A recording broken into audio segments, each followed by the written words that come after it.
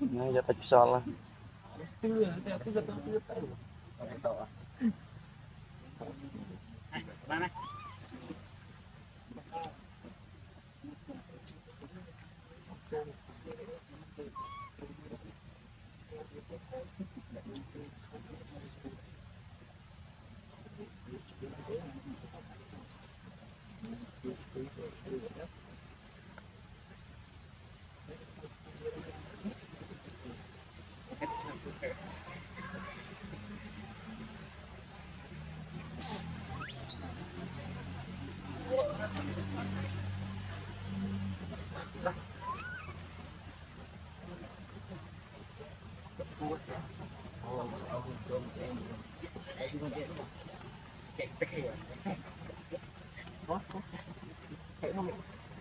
không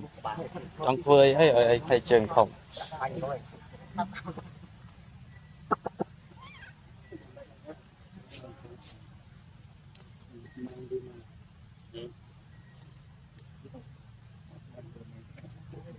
cái giọng manh dây nó rồi dây mình rồi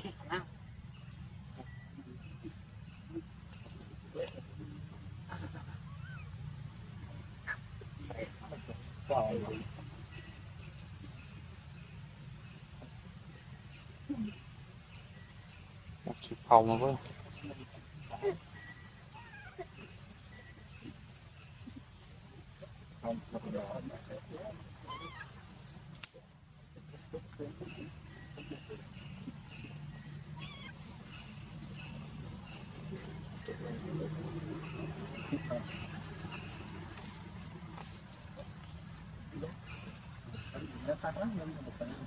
lúc mà cái đã nào khinh chập coi trường mùi một cái rục bị còm xin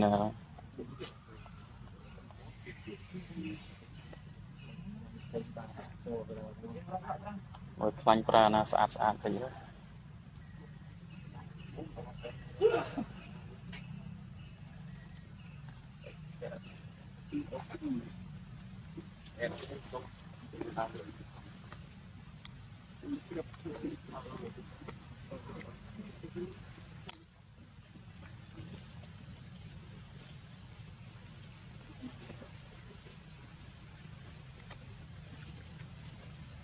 cắt cái máy liên luôn, liên con